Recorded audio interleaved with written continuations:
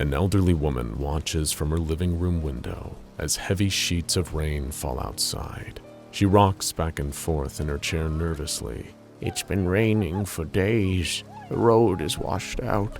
I can't get into town. Oh, what am I to do? What am I to do? She says out loud to herself. The rocking chair creaks under her weight, but not as much as it had 3 days ago, before she ran out of food. I am so hungry, the old lady moans. She glances at the door that leads to her basement. Maybe I can find something to eat down there. She stands up.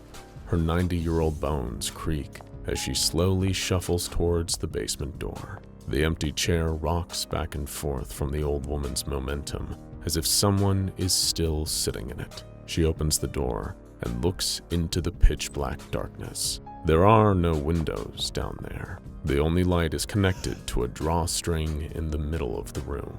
The old woman slowly makes her way down the uneven wooden steps. When she reaches the bottom, she reaches out her wrinkled hand, groping in the darkness for the drawstring. Her hand brushes something. It feels like sticky yarn. Then she feels the legs of a spider scurry up her arm. The old woman lets out a shriek as her hand locates the string and she pulls hard. The light flickers on. It creates a dim glow, but at least she can now see what's in the basement. The string swings back and forth, casting a snake-like shadow on the far wall. The old woman scans the floor for anything to eat. A leftover tuna can, some pickled vegetables, a rat.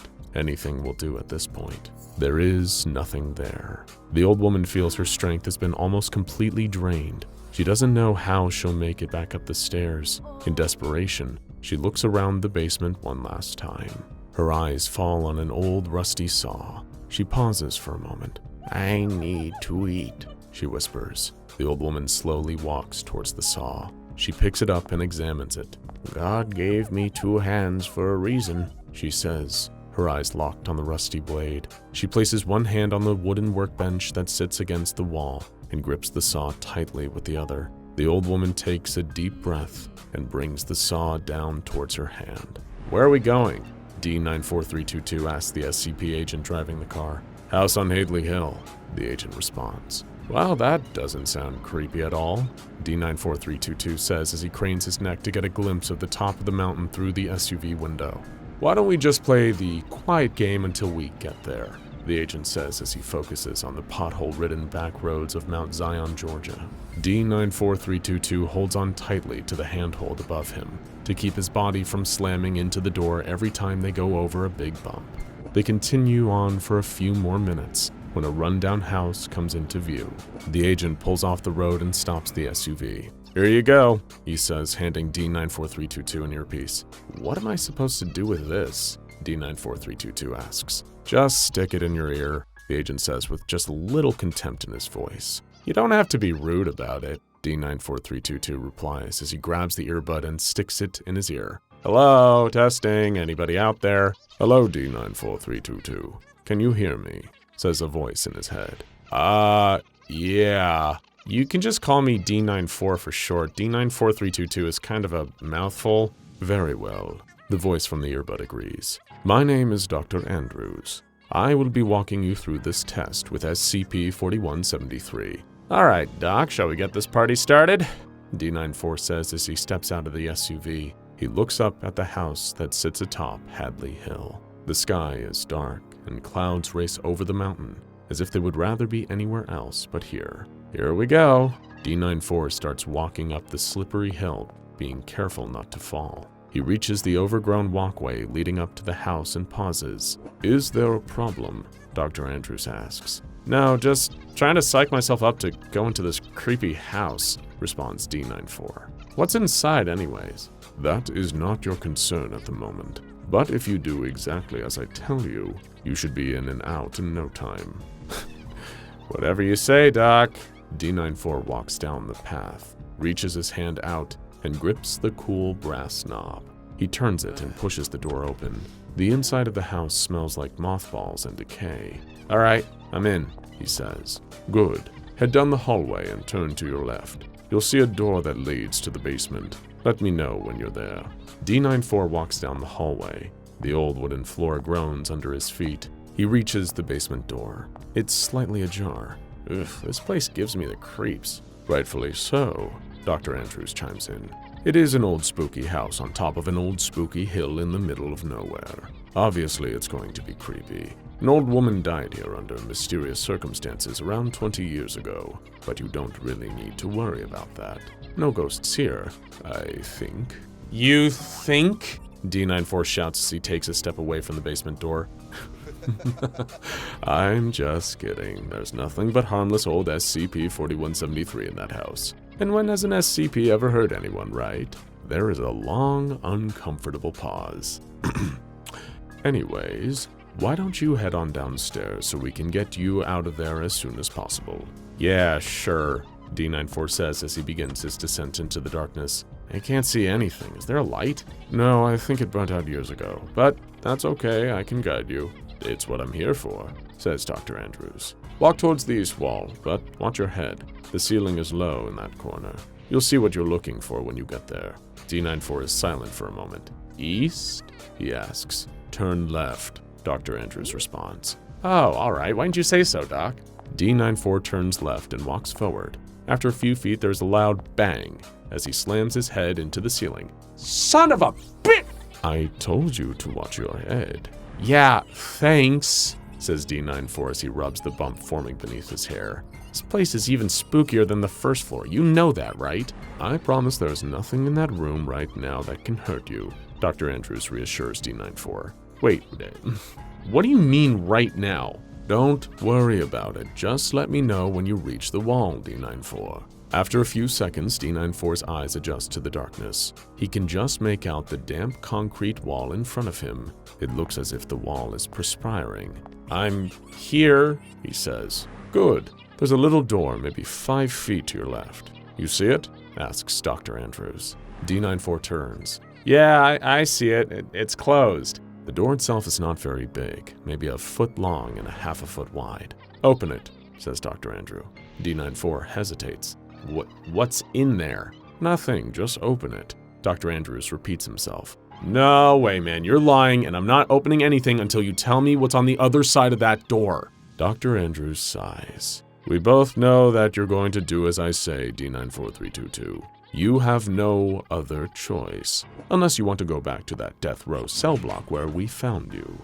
D94 shakes his head and rubs the bridge of his nose. Fine, he says. Dr. Andrews can hear the squeaking of hinges through the microphone on D94's earbud. It's open, now what? Do you see anything? No. There's some cobwebs and dirt, but other than that, it's just dark. D94 thinks for a moment. Why is this little door here? Is this some, pet door or something? You have to be, I don't know, pretty small to get in there. Agreed. Just hang tight and let me know when you hear something. We won't keep you there for long.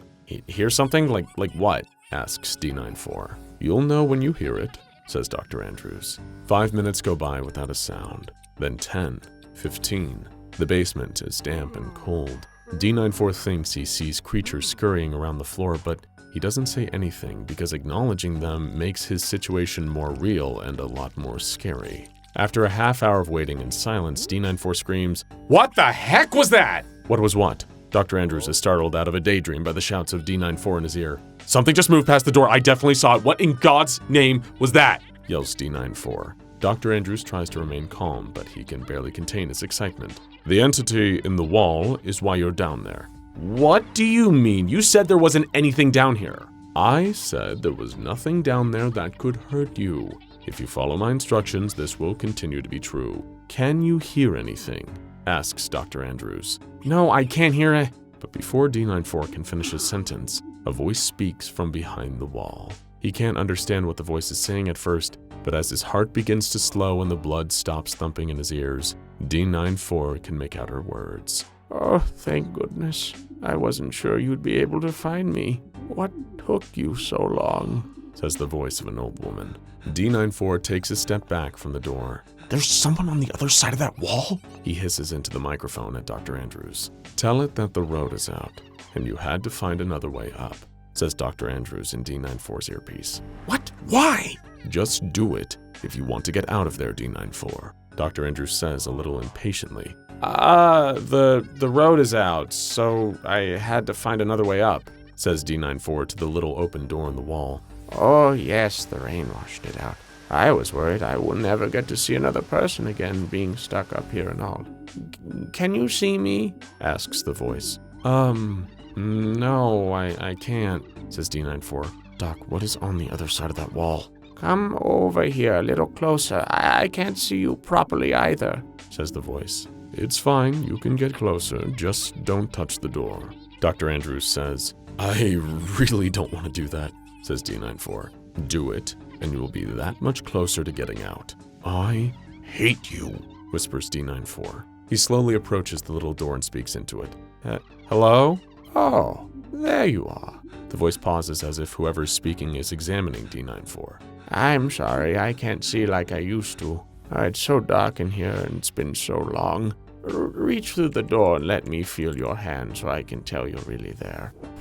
What? D94 steps away from the door. No way am I putting my hand in there. Come on now, don't be rude. I just want to feel that you're there. It's been so long. Just a touch. The voice says a little harsher than before. Screw you, lady. I'm not getting my hands anywhere near this creepy hole in the wall, says D94. He turns around and starts walking away from the little door towards the staircase leading back to the main level of the house. Before he can put his foot on the first step, D94 hears Dr. Andrews' voice screaming in his ear. Stop moving! Look, you're going to have to do it. We haven't been able to recover anyone who refuses to do what she asks. I cannot guarantee your safety unless you put your hand through that door. Are you kidding me? Shouts D94. You're telling me that sweet, creepy old lady will somehow kill me if I don't do what she asks? We're not entirely sure what happens, but you need to put your hand through that door if you want to get out of there, says Dr. Andrews.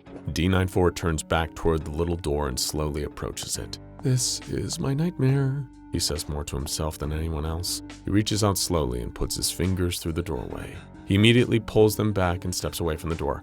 I really don't want to do this, D94 whispers. He steps forward again and sticks his hand all the way through the doorway. For a moment, nothing happens. All right, I've got my hand in there. Now what? Oh, I can see you now. You're right there. Thank you for coming. Oh, it's been so long since someone came. And with a gift as well? Oh, sweetling, you're so kind to me. Gift? What gift? D94 asks nervously. It's so dark and lonesome, and I've just been so hungry for such a long time. Thank you, sweetling. I'll take your gift from you. You are such a rude little brat. You don't really deserve it. You've had it for too long, and you don't deserve it. It's mine now. Mine for my belly. Thank you. What are you talking about, you psycho? D94 stutters. Suddenly, something grabs his hand and pulls him against the wall. He screams in agony as Dr. Andrews hears a wet, ripping sound coming through the microphone. It sounds as if some type of metal instrument is cutting through flesh. Oh God! No! Help me! Help me! D94 screams. Please! Please! Please! Dr. Andrews hears the sound of D94's body hitting the floor as he passes out. It's quiet for a moment. Don't worry, you ungrateful child. Don't worry. I'll fill you up too.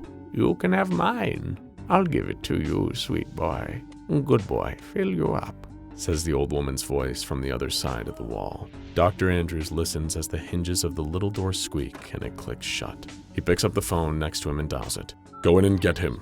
Bring him back to Site 94 for observation. And try to keep this one alive, please. He hangs up the phone and prepares the lab for D94322 to be brought in. D94 slowly comes out of his medically induced coma 2 days after the incident with SCP-4173. He's stable, but doesn't feel great, and he can't help but sense that something is different. D94 looks at where his hand should be. There's nothing there. That crazy old lady ate my hand! He starts screaming.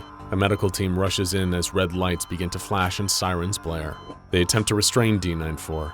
During the struggle, D94 catches a glimpse of himself in a mirror on the far side of the room. He stops fighting for a moment. There is a growth expanding from his head. What the heck is that? He yells, pointing to his reflection. D94 begins to struggle again, this time much more intensely. He begins scratching at the growth on the side of his head without much success. In the process, he pushes the growth further into his skull. It penetrates his brain.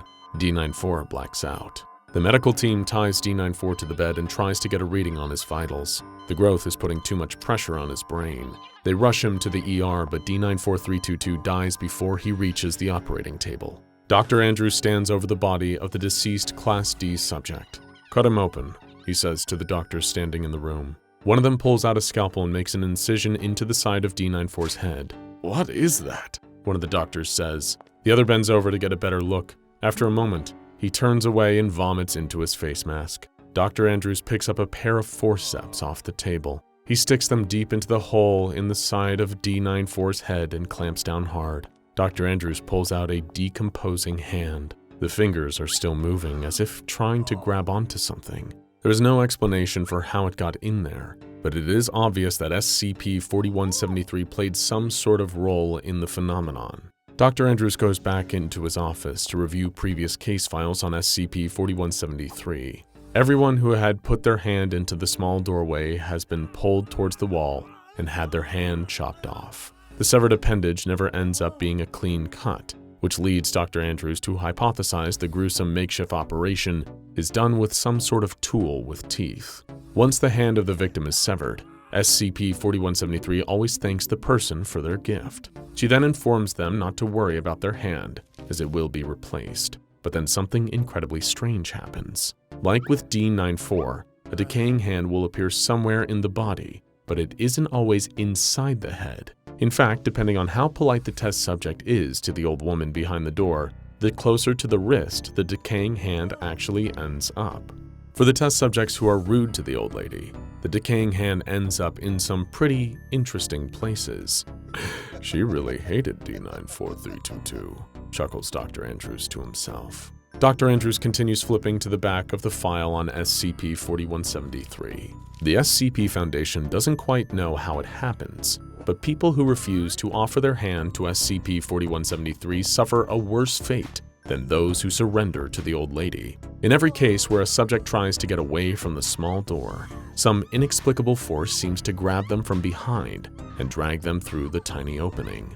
In these cases, there is nothing left of the test subject. It is likely fatal, as a human is much smaller than the opening itself. So the only way a body could fit through the doorway is if every bone is broken and every muscle compressed to a quarter of its actual size. "I'm not sure which is worse," Dr. Andrews says aloud as he closes the file on SCP-4173. He glances at the picture paperclip to the front of the manila folder depicting the tiny doorway.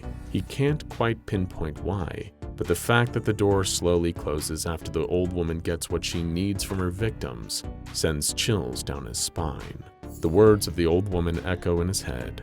"Don't worry, I'll fill you up too. You can have mine. I'll give it to you.